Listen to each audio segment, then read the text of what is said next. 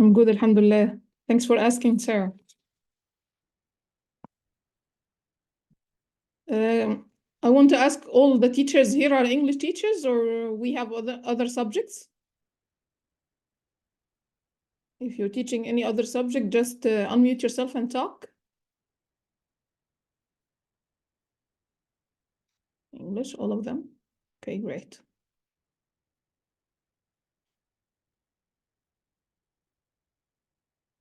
We have science as well.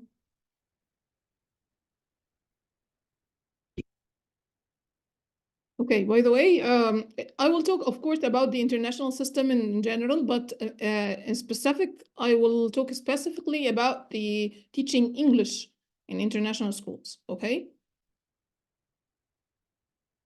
So the first question, and before we start, I want to tell you something that I love your interaction. So feel free to unmute yourself and speak. It's okay. I don't like my participants to be muted all the time. So I need you to participate, and we're gonna have like group work and pair work. That's why I need your engagement, okay? So feel free to unmute yourself and ask.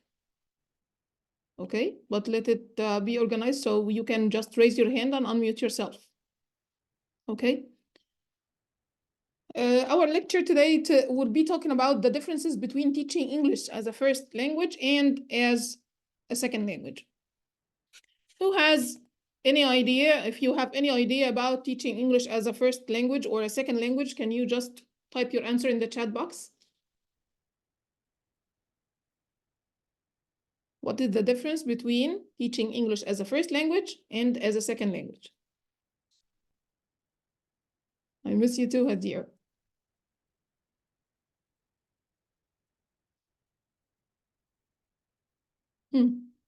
If you know anything, just type your answer. Great. Thank you, Mr. Mahmoud.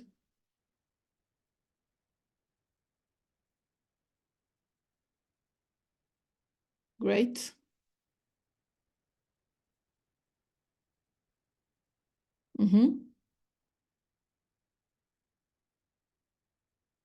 So do you think that I have here some answers?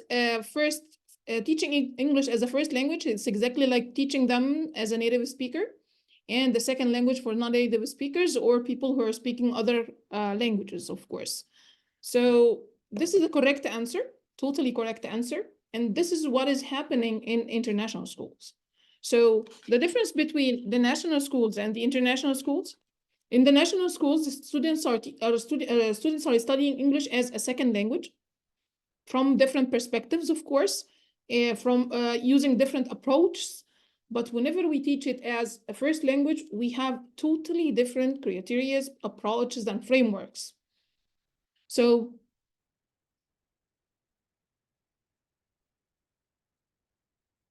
if we have, if you are TEFL accredited, TESOL, or you have CELTA as well, sometimes I have teachers who apply to join international schools who have TEFL, TESOL, or CELTA, but they are not accepted. Why do you think the problem? What do you think the problem is? What do you think the problem is? Why don't they pass? Guys, unmute yourself and talk. I don't like. Yes. I think it's because the accent or something like this. It's not about the techniques of the teachings. It's about the accent or how fluent they are, something like this, I guess. Okay, so now here we have the level of the language. Thank you so much. What else? You're welcome. Level of the language. Okay, Miss Rania.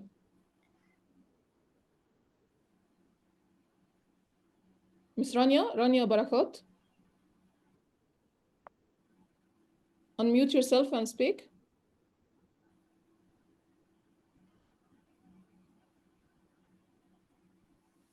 Okay, you're raising your hand. Okay. Summer said teaching experience, body language isn't good. Not allowed to do what?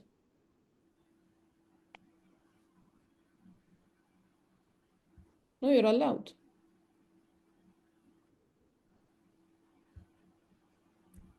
Okay, so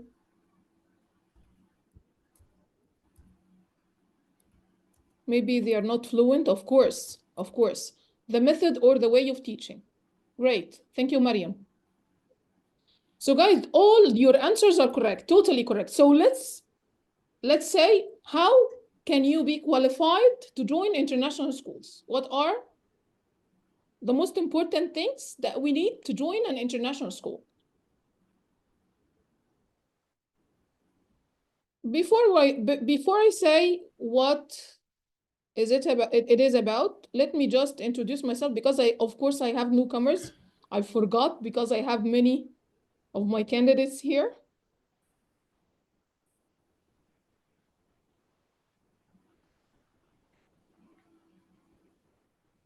My name is Nala Mustafa. I'm a teacher trainer and academic coordinator and academic director, academic consultant.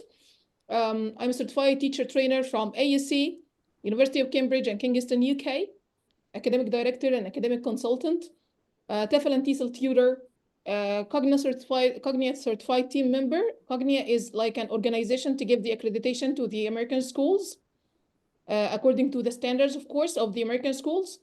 Cognia certified elite observer. It means I'm observing the learning environment and observing the teacher's performance inside the classroom. Lead evaluator, whenever we have a team and we're having like a school to give them the accreditation, the lead evaluator is the one who prepare everything or prepare all the papers to give the accreditation to this school. I have MA Scholarship in Management from Liverpool University, Masters of Business Administration, and also I'm an academic coordinator at Rawasi Master International School, founder and CEO of Modern British Academy and Modern Teacher Training Academy. Of course, I have lots and lots of certificates in teaching English. Plus, of course, my experience, I've been teaching English for 19 years. This is my 19th. So this is like brief notes about myself. So as I said before, guys, whenever you study TEFL, TESOL, CELTA, you study definite frameworks. So let's say that the maximum number of frameworks that you study in all of them, like 7 frameworks. But to teach literature, you're gonna use totally different frameworks from the ones that you used, of course, in TEFL, TESOL, and CELTA. Let's talk about the curriculum, the international curriculum. I will talk about the 3 systems, by the way. I'm not talking about only one system, but I will be talking about the 3 systems. Because when it comes to teaching English, there's no difference between teaching English in an American school or a British school or IB school, because the English language internationally, we have standards. Only some terms are different from teaching English in an American school and a British school or IB. They are only terms, but the way or the criteria or the system are the same. So let's look at this one. This one is for the American system into literature. And this is one of the most powerful curricula in the American system for middle and high school students, starting from grade 6 to grade 12. There are also lots and lots of curricula, but I'm talking about the best ever. And wonders for the elementary schools. So in the elementary schools, we have wonders. They study it from grade 1 till grade 5. And also for KGs, they have also as well wonders. So there is for pre-K, it means KG1, and K is KG2 in the American system. So they have the same curriculum. Of course, this curriculum is graded, or let's say scaffolded. And of course, it is based on the Common Core standards. Of course, for the British education, they have Cambridge. They have Cambridge from, of course, for all the stages. It is based on Cambridge framework for primary, for lower secondary and higher secondary, and so on. There's a framework for each year. And for the IB system, they have the English language and literature. It depends, of course, on the year that they are studying. So if we're talking about the first years or the primary years, they don't study literature. They start studying literature from upper elementary. Okay, let's differentiate between the three systems in some parts. Let's say here in the American system, they study literature starting from grade 1, and the same for the British one. But for the IB system, they start studying literature after moving from grade 2. Any questions about the curriculum? Done? Okay. So all these books are based on, as I mentioned, the Common Core state standards for the American system, and for the British system, they have Cambridge framework. And let's see what are all of them, why they are important. What do you think the frameworks are important and the Common Core standards are important?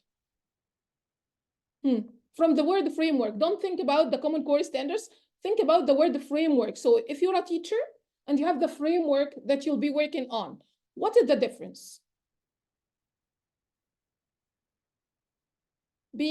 Having this or without the framework? Which is easier for you, having framework or working without framework? Yes, exactly, having a framework. Of course, having a framework, because it organizes everything for you. It organizes everything for you, and you will know what exactly you need to cover throughout the year for each year. So let's say, what is the importance of having framework? What is the importance? Participate. This is traditional class. I need it to be an active learning class. Why it is important to have organized? Excellent, Radwa. What else? Yeah, can I add some points, please? Of course. Yes, framework means that I am inside the frame, so I can put the points into my consideration while preparing for the lesson, and I try to find what are the main points, and then I try to prepare the videos and to prepare the sheets and what I'm going to explain for the students, because I stick to some line and I need to adhere to this framework, and it's easy for me to think about some points, and instead of going here and there, and it may be a mess after that, because the information, if the information is not fixed to a point, so it's it may be a loss inside the classroom, as it's a session, for example, because the session is divided into 40 minutes or an hour or so. So in that time, so I need to stick to time. So how can I speak about something widely? So it's very important to be inside that frame, to prepare the things and the videos and the sheets and so on. Yes, excellent. Excellent. Thank you so much, Mr. Ahmed. Yes. Yes. Are you completing? It's okay. According to the time, yes, according to the time and according to the material itself, without going away from the point that I'm going to explain. Yes, great. Thank you so much. Thank you so much. So guys, if we talk about the framework or the Common Core standards, we can consider them as a set of academic expectations for each stage. A set of academic expectations. And let me say that we need to set expectations for our students. So all the curriculum throughout all years, so let's start from grade 1 to grade 5. They have framework which is scaffolded until they go to grade 5. They will repeat the same thing every time with extra piece of information, with higher level. That's why all the curriculum or the curricula for the American systems are standardized and differentiated and scaffolded at the same time. So differentiated, scaffolded, and leveled, as we mentioned. So the most important thing, whenever we have framework, we focus on deeper things or deeper understanding. So let me show you the importance of having the teaching framework. The first thing is having high quality education, regardless of the student's location or the economic background or the culture background. Because as you know, when they study the international curriculum, it doesn't matter if they are British, if they are American, if they are Egyptian, if they are in Saudi Arabia or whatever. So it doesn't matter what is the society that they are studying in or where they are or what is their nationality. So the framework, all of them will follow the framework all over the world. All of them are following the same framework all over the world. Plus, we're building skills. So if you see here, number 2, college and career preparation. So the international education is mainly about preparing the students for life. So we're not only giving them like traditional way of teaching and they study the curriculum and the content just to go through the exams and get the grades and so on. It is mainly about preparing the student for the future, preparing our students and building skills for their career in the future. It is very important. So before you start teaching for the international schools, you need to change your mindset. Before changing anything or before preparing yourself for anything, you need to change your mindset that you're teaching students for life, not only for the exam, not only for the quiz or for grades. We're teaching and we're preparing them for life. And here we have number 3, which is improve the student outcomes. Of course, when I have a strategic planning, I'm working in a framework with the strategic planning. It means I have a time frame and I have a specific thing that need to cover throughout this time frame. So it means I'm on the right track.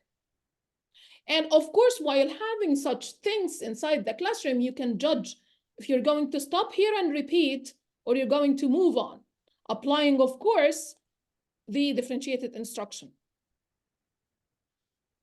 And the 4th thing, it is data. We can make data-driven decision. What is the meaning of data-driven decision? I have standards to follow, so I can tick for each one that I covered, and I can know exactly where the weakness points in my students, and I can follow that.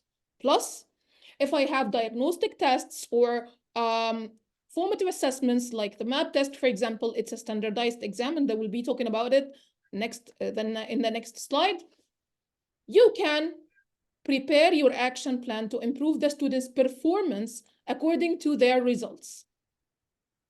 So you can build the action plans, you can improve the students' performance from a season to another, according to the standards that you're following or the framework that you're following. Let me show you here.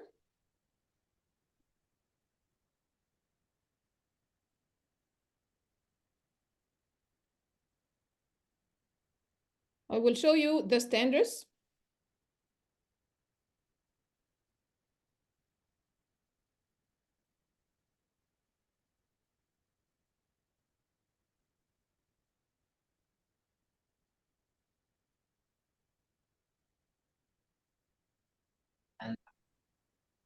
Just give me a minute. في مراجعة يوم الأحد 3. Let's say that we will, guys, can you mute, please? Yes. So let's share, for example, the Common Core standards for grade 1.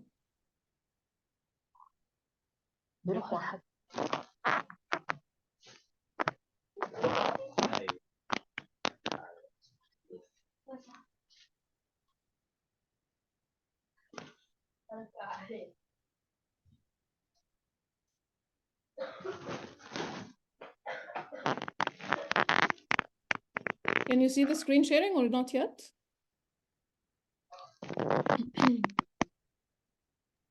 Yes, now we can Yes, see. doctor, we can see it now. Yes.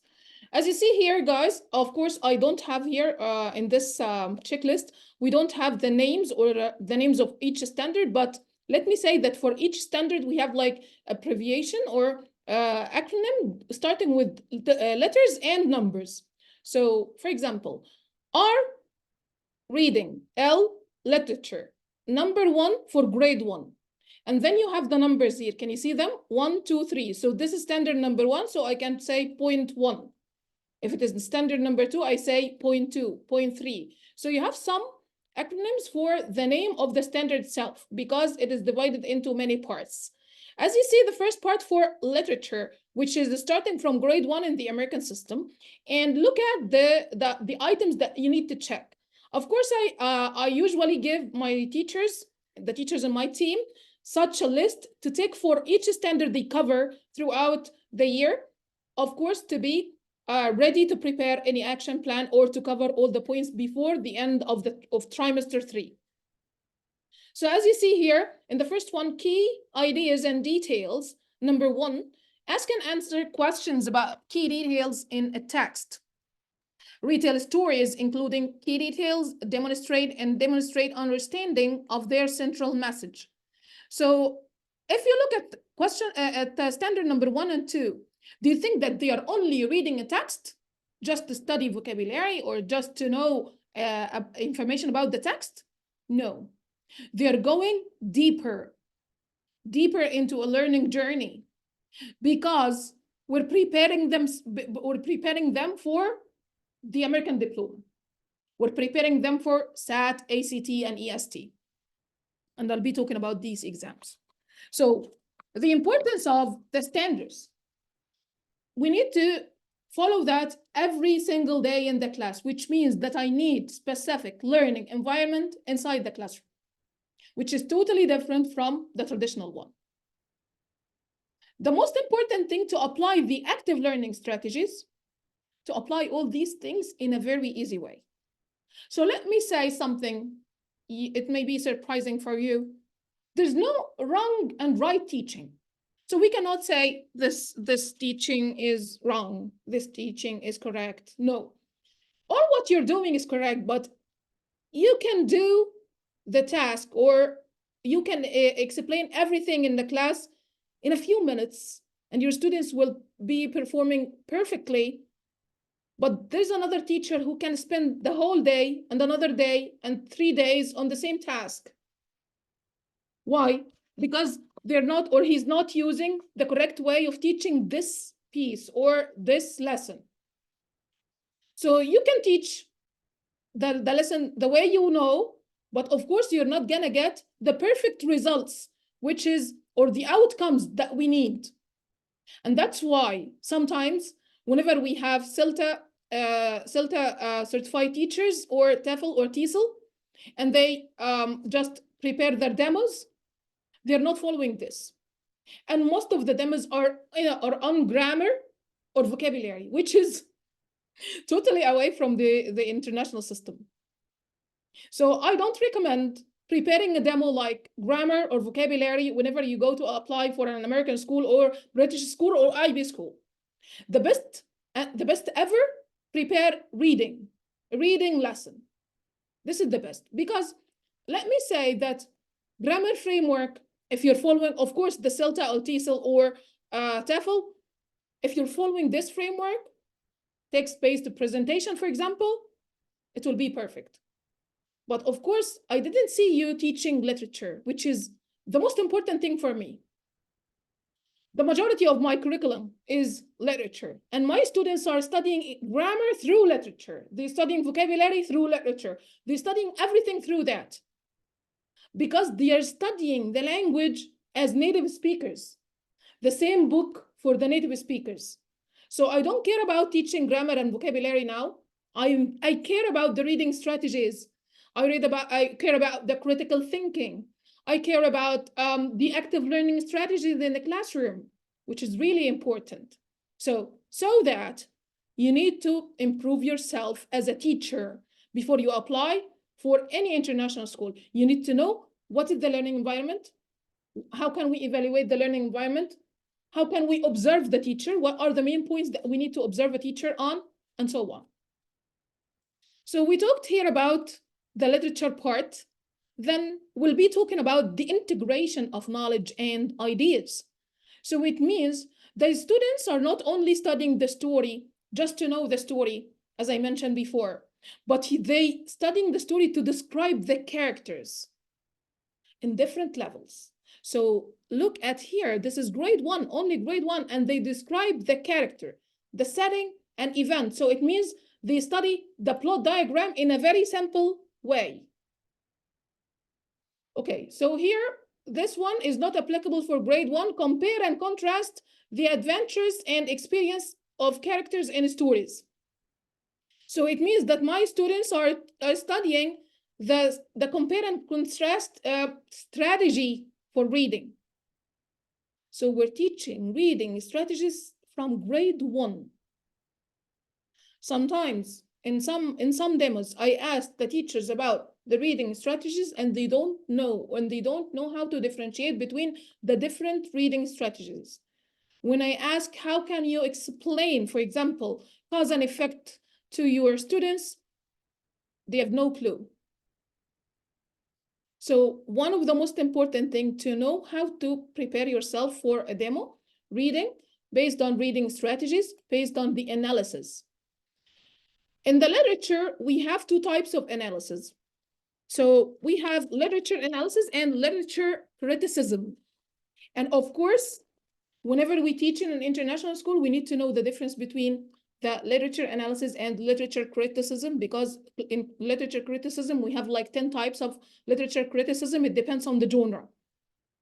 Another question I usually ask the teachers when they apply for an international school, I ask them about the genres. What would you do if you have, for example, realistic fiction genre in your school? So sometimes they don't even know the word genre, which is at least it is something which is really important even for grade 1. The genre is for grade 1. So we use the genre for literature, we use the genre for writing.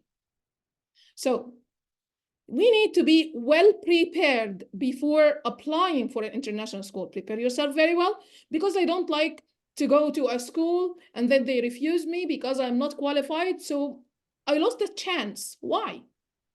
Prepare yourself better. And of course, the first thing ever, your language and your accent. It doesn't matter if you're having a British accent or American accent or whatever accent. The most important thing that you're pronouncing the words in a correct way. This is the most important thing. Forget about the accents, but the most important thing to speak like natives in a speed way, or fast, speak fast, because you're teaching your students how to speak like natives. This is important. So the first step for you to improve yourself, improve your language. This is the first thing. The second thing, if you're yes, who may? That's why you're asking? Yes, what is your asking? What is your question, sorry? Miss May? About the accent? No. It doesn't matter whatever accent you have. The most important thing that you're pronouncing the words correctly without mistakes. Yeah, this is the most important thing. Forget about the accents. Of course, you're not a native speaker. Remember, we're not native speakers. And of course, but you're not, I don't like, Doctor. Yes, Shaimaa. Yes, Shaimaa. I'm listening. Okay. Okay. Doctor, as teachers, I'm so sorry, your voice about me is lagging a little bit. Okay. Yeah. I want to say when we start reading session as teachers, we have to start with we have to mention, I mean, the genre, the theme, the characters, and I have to differentiate between the main characters and the minor characters to the lower grades. Is it true? You're not starting with that. Of course, we have framework for teaching genres, which is the first thing, you introduce the genre. You introduce the genre on one of the texts, which is annotated with all the parts, and you can discuss this with your students and you discuss the features.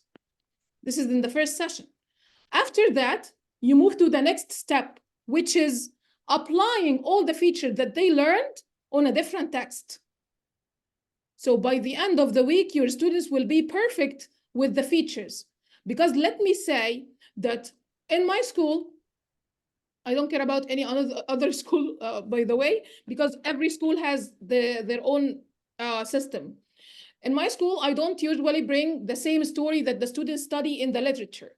So what do we usually do? We bring them another story, totally different story, the first time they see the story during the exam. And they apply the features they learned on this story. Because whenever they are in the high school and they start the SAT and ACT and EST, they will be facing the same problem. So if they got used to see the same text in all the exams, it will be like a very difficult thing for them. So of course, they need to know that in their early years to get used to answer such things. So we have to start at first to explain to the genre. introduce the genre, yes, to introduce the genre. This is the first step. Then you apply the genre, of course. Yeah. Yes, on another text, and let the students find the features. Don't help them. You help them only in the first stage. Is let me say you take your students from the impossible part to the ZPD, if you know, the zone of proximal development, which means with your support, and then you remove scaffolding, which is leave them without support, because now they are ready to prepare to do the task alone. So let's say in the first, we do, the second we do, and the third I do alone. If we're talking about as student, we do, it means the student and the teacher. Yes, exactly. Then the students with each other. Then the student alone. This is the scaffolding. Okay. Any questions? Okay. Thank you, Doctor. You're welcome. Let's talk about the assessment. Ways of assessment in international schools. One of the questions that you may be asked, of course, if you're applying for an international school, what do you know about the MAP test? What do you know about the SAT or ACT or EST if you're applying for American school? Cambridge checkpoints if you're applying for a British school. And also about the quizzes and the exams, what do you know about them? So you need to understand everything about those things. And you need, of course, to surf the internet, because I don't have enough time to explain everything alone, because every one of them needs like 2 sessions or 2 lectures to explain all the parts about them. But I will try to give the main points or give you the hints to know the answer for these questions. So the first thing for the MAP test, this is measure of academic progress, which means students are taking the exam 3 times a year, like 3 seasons. And they have English in 2 different ways, language structure, and the second one is reading, exactly like the SAT examination. Students take this exam starting from grade 2 to grade 9. 3 seasons a year. And with each year, of course, they have like curve for the academic progress. So during fall, for example, this student got 200. In winter, he got 210. In spring, he got 220. So it means I'm on the right track as a teacher. My student has academic progress or achievement. But what if this curve comes down? So it means I'm not on the right track. I need to stop here. This student needs extra support. So I need to prepare action plans to improve the student's level. Okay? If you don't understand anything, just let me know. If you need me to repeat anything, just ask me. Okay? The next thing. So students now are well prepared in English and math in MAP test from grade 2 to grade 9. And some schools are applying also the science exam. But in Egypt, most of them are applying math and English only because of the cost. So for SAT, ACT, and EST, of course, you know that SAT is not allowed in Egypt these days. because, you know, the leaking of the exams and so on. So the College Board canceled SAT in Egypt till now. That's why we have 2 other exams. Nobody puts the MAP test. The MAP test is the standardized examination from the USA. We only subscribe for the school, all number of the students, and every student has an account with their birthday date and with a code for the school. And you have like the history. So every year we add the progress over the other one. So if the students joined the school in grade 2, we have results from grade 2 until he's in grade 9 with all the curves of his academic progress. Okay, Amy? So nobody puts the MAP test. It is a standardized exam, computerized totally, and nobody's correcting this MAP test. It is automatically corrected, and we have the results and the action plan ready-made for the teachers. Okay? I will send you some videos about the MAP test whenever we finish the lecture, okay? You're welcome. MAP test is exactly like, let's say, a small exam for what? For SAT and ACT. When they canceled SAT from Egypt, we have ACT, which is an American one. The American exam, which is accredited, of course, from the USA, so from the American Academy. So this one is international. When the student get this exam, he has an international certificate, so he can apply in any university in the world. And EST is Egyptian Scholastic Test. And in Egypt here, they offered another exam in case we don't have any international exam for the students, so they can apply for the universities without being in between a rock and hard place, as we say. So all the American diploma students have the choice between having the American exam and the Egyptian exam as they want. But let me be honest with you, most of the students take both of them, and they are allowed to take both of them. Okay? Let me say when exactly they start to take SAT. They start to take SAT from grade 10. All the trials in grade 10 are not counted.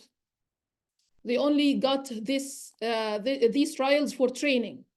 Then starting from grade 11 and grade 12, they can go through many trials until they get the highest score, and they can match between an exam and another. And there are 2 types of SAT, an ACT and EST. 1 and 2. 1 is for all students. They must take SAT 1. All students must take SAT 1. But students who are willing to join engineering or medicine or, you know, anything related to biology and so on, so they have to take 2. What are the subjects in grade in SAT 1? English and math only. Math 1. But here in 2, they have math 2 and science. And only 1 section of science. So they can choose biology, physics, or chemistry according to the faculty they're gonna join. They choose which branch of science they need to take the exam. Okay?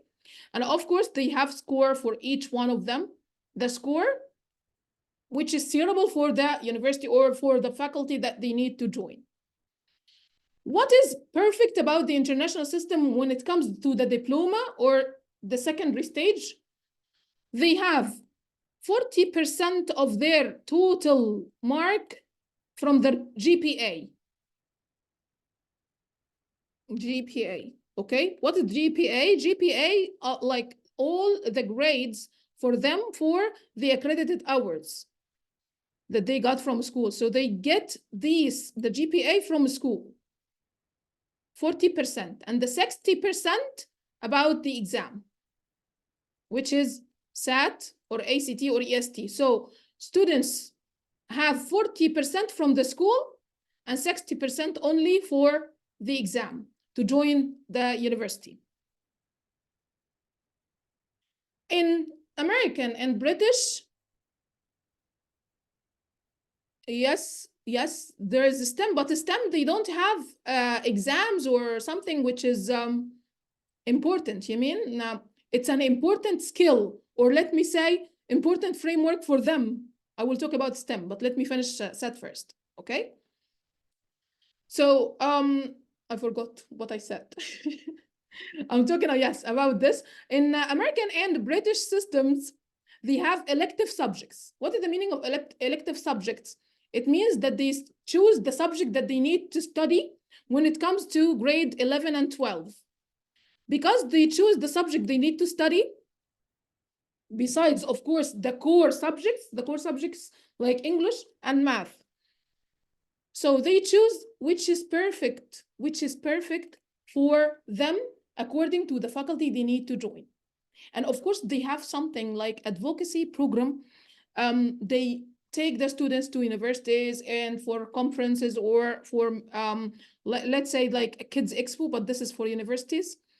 Okay, like Expo for universities, and they offer the students about the fees, about the score that they need to get before applying for this school. The same thing for Cambridge. They have something that we call it a checkpoints in 2 main years, year 6 and year 8. Year 6 and year 8, the checkpoint, okay? In year 6 and year 8, they are the 2 checkpoints, and they are not obligatory. So any student can choose if he takes the exam or not. Okay, so it's totally free. This is optional, okay, for year 6 and 8. And I will show you a sample for EST exam, and I will show you a sample for checkpoints. And by the way, all the students who are prepared for SAT, ACT, EST, the material are the same. Okay, so forget about those people who are saying, this one with different material, I'm preparing another course with different material. All are the same. All are the same. But the difference between the timing for each question. So in ACT, they have a short time, but EST is longer. Yes, Hadir. I'm confused about the SAT and ACT and EST. يعني they are going to take SAT obligatory till grade 9? No. 10? One by one. SAT, ACT, and EST are exams for high school only. American diploma, high school only. They start taking the exams from grade 10. In grade 10, this is only training. It is not counted. Only training. But starting from grade 11, they can take trials and they can get a score for the university. 11 and 12. And they choose SAT 1 or SAT 2 according to, of course, their wish to join which faculty or which university. And as well, we said, this is American exam, this is American exam, and this is Egyptian exam. So this is accredited all over the world. This is accredited all over the world. And this is in Egypt and some Arabic countries. Okay? Okay, got it. Thank you. You're welcome. About the quizzes and the exams. The quizzes and the exams, of course, they are differentiated. So one of the most important things that you need to put in your mind that we have something that we call differentiated instruction. Differentiated instruction, it means my students are not the same. Even if you look at your fingers in your hand, they are not the same. We're not talking about two different people. So if we talk about ourselves here in the same room, we are all in the same room. Here we have like 53 participants. Of course, everybody of us learning his own way. Everybody needs to do it in a different way to study, right? So differentiated instruction is mainly about differentiate the content, differentiate the process, differentiate the product. And differentiated instruction, it takes like 2 weeks to explain them in details. I mean, like 4 lectures. But I'm giving you also notes about them. So whenever we differentiate the instruction, we differentiate content, process, and product. Content, it means the content that I prepare to my student, I need to make it differentiated according to their levels, their needs, and their interests.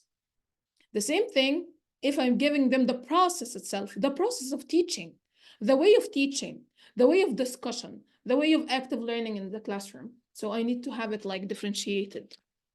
Plus the material itself that I'm giving to them, I have differentiated the papers. So you have the idea, you have to prepare many ideas to prepare 3 different sheets in the same class. So let's say that I am teaching, for example, a reading comprehension in my class, and I have below level learners, on level learners, and high achievers. I need to have 3 different types of questions for those 3 groups. This is what we call differentiated instruction. Even when it comes to the product, and as teachers, we have, of course, products by the end of the session, like speaking or writing. So of course, it needs to be differentiated, or at least I need to have homogeneous and heterogeneous groups.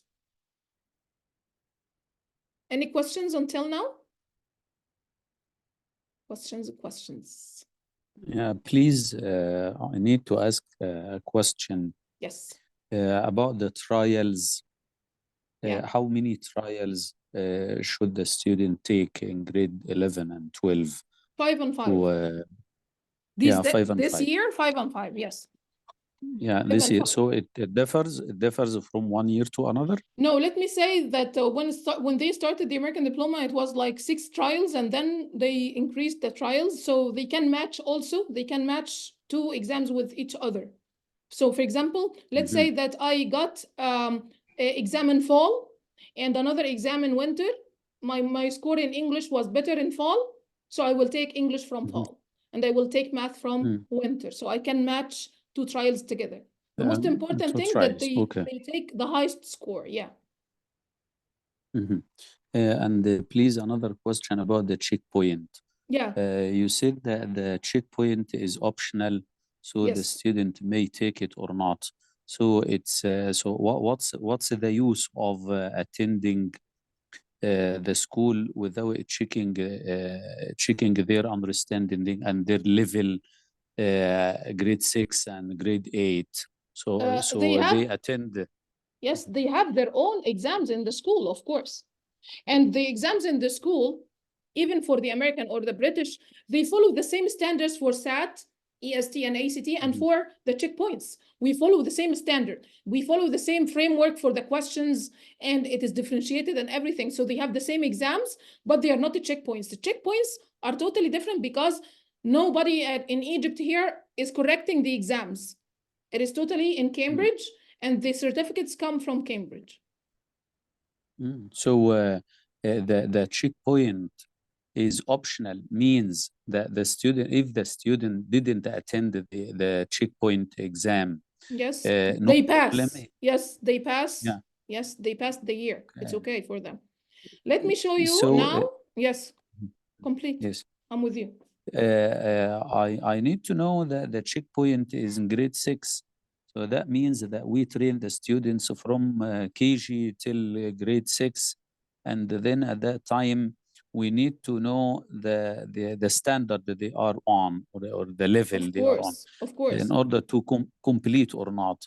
And me as a parent, I need to do this with my kids, and to know if I need to complete or not. So do you think that it's the base and it's important to do it or not, especially that I will pass? So no need for taking the checkpoint exam. Yes. This is totally optional. So if you want to have the experience, it's okay. But let me say that the school is offering many exams the same way of the checkpoint. So you can know the progress, of course, of your kid. And even in the American system, we have trimester exam. We have interim exam. So we have two exams per trimester. Trimester, it's exactly like the term in the national education. But we have 3 trimesters. Each trimester, we have 2 exams. So it means we have 6 exams during the year, plus the MAP test. And the same for the British education. They have exams plus the diagnostic test. And if they want to take the checkpoints, it's optional. Okay? But I notice, I'm sorry for this, but I noticed that the exams in the international schools are not the same as what's taught inside the school from the curricula that you presented now. So there is the book, and we can apply to other parts. Maybe the comprehension that I give to my students is completely different from the one that comes in the test or in the exam. Of course. So what? How can I prepare my students to do it? As long as you're following the framework and the Common Core standards for the American system, you're on the right track. You're preparing your student for the exams. Because we're teaching language skills. We're not teaching only content. So let me show you. Here, one of the papers for the checkpoints, it is paper for nonfiction.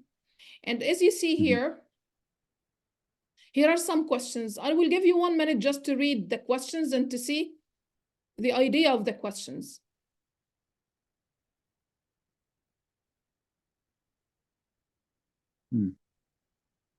I want you to focus on this one, for example. Which phrase brings the reader's attention back from the past to the present? To the present, yes. So it's not a direct question. It's a critical thinking question. This is what I mean. This is what I notice. Yes, this is what I mean. So we're asking questions about, they can elicit the meaning of the word, even if they don't see they didn't see this word before. It's okay for them to see different vocabulary from the one that they studied. It's okay for them to guess the meaning. It's okay for them to say, to make inference. It's okay to them to draw conclusions because they trained on these reading strategies. So whenever we teach them skills. We're not teaching them content. Okay? And as you see here, even the vocabulary and the grammar in the literature, we have something. Look at here. The writer uses personal pronouns in the third paragraph. What effect does it have on the reader? So we're following something that we call it clogs whenever we go through the literature analysis. So we go through the content, the language, the lexes, the layout, the organization, and the grammar. We analyze everything, and I will show you how we analyze that quickly, inshallah. Okay. So this is one. Thank you very much. You're welcome. This is one of the checkpoints, as I mentioned. Let me just stop that. And look at this one. This is reading. As you see, this is another one. This is fiction, paper 2, fiction. So they have 2 papers, one fiction and one non-fiction. And they have here another paper, okay? This is for the British system. Checkpoint. Yeah, the checkpoints. Yes, exactly. Now let me show you the EST.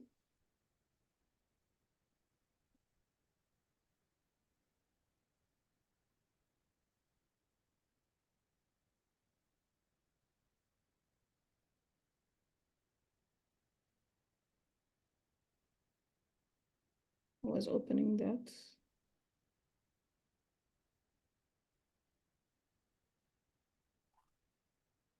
Sorry, dears. Okay. So now I will show you. I have a question here. What is the difference between Cambridge and Helix Awards? Only they are publishers, but with the same framework.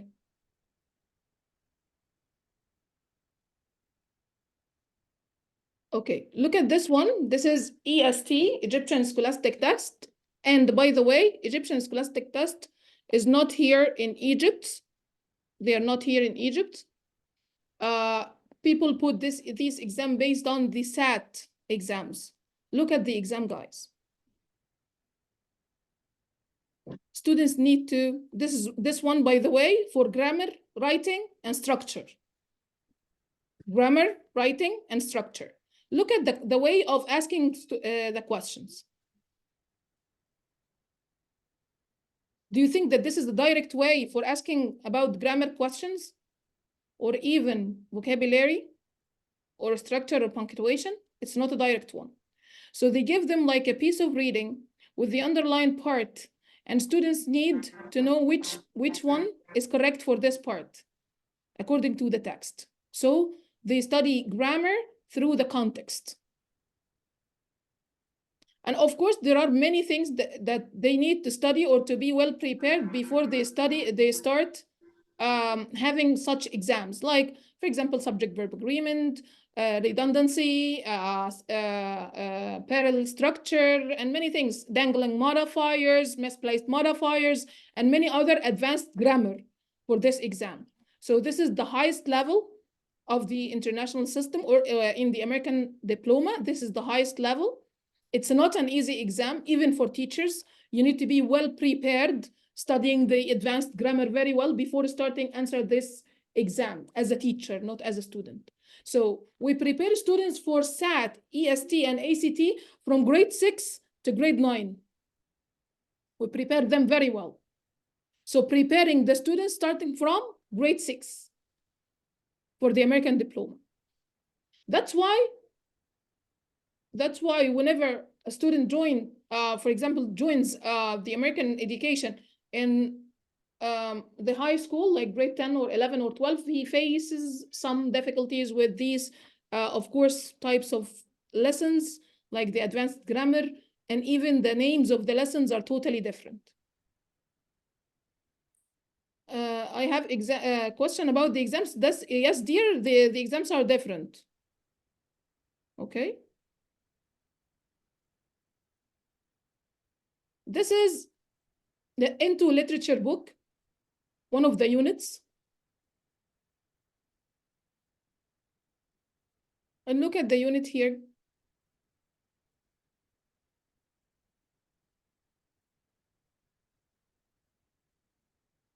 Look at the skills that they need to study throughout this unit.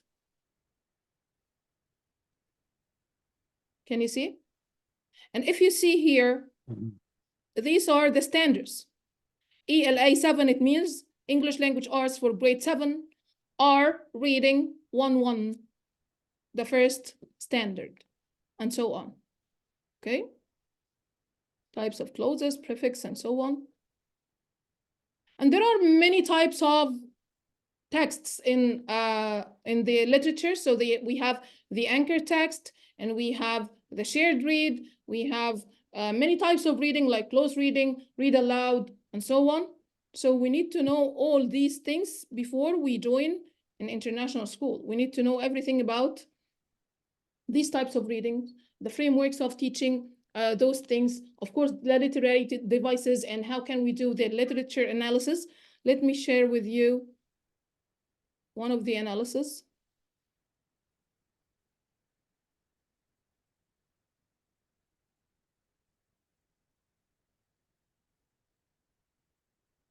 Look at this genre, for example.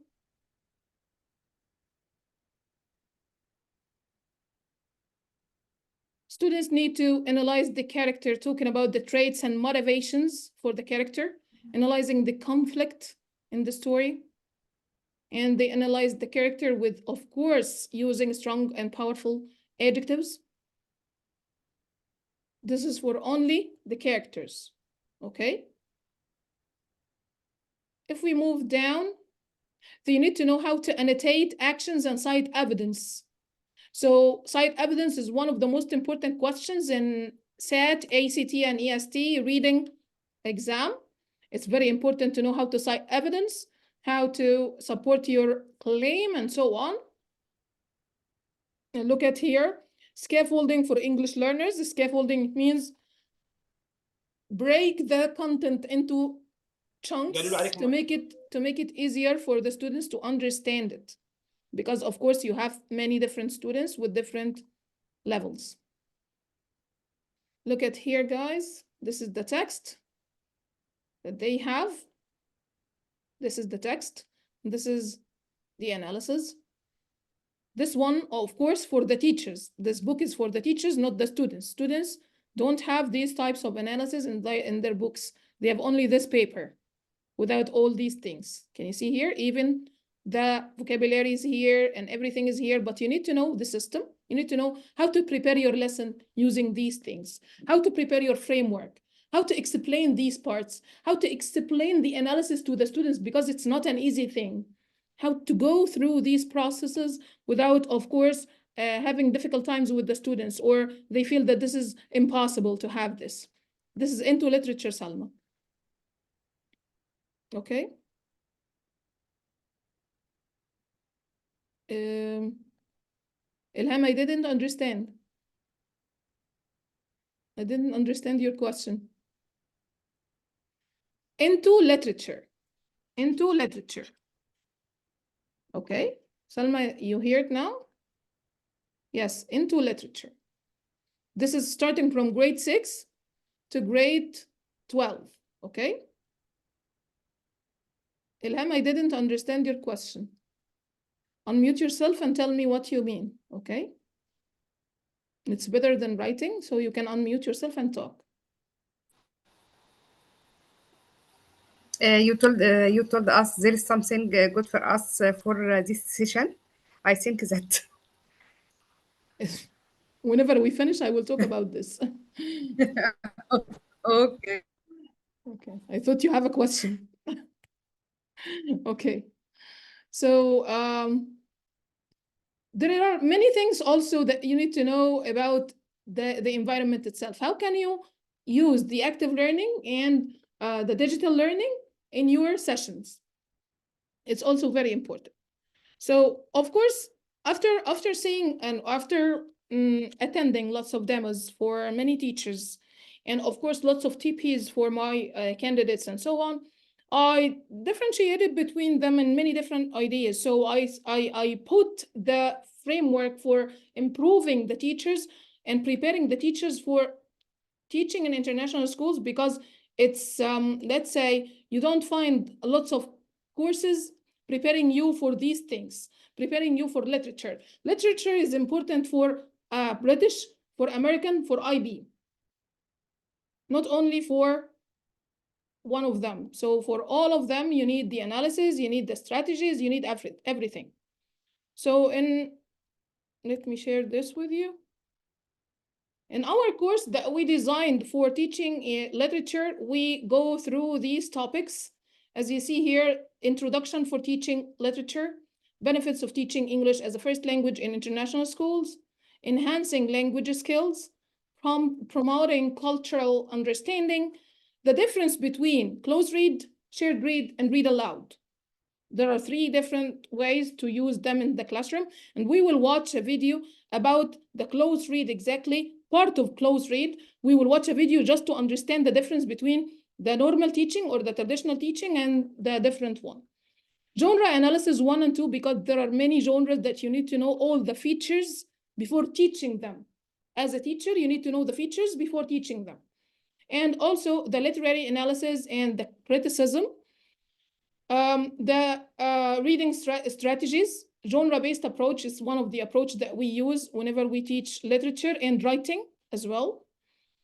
And then we go through each one of the genres and teaching fiction and nonfiction, preparing exams for fiction and nonfiction, teaching myth and legends, and also descriptive and narrative using frameworks like Peel and Peedle, and also IEEL, it's another framework.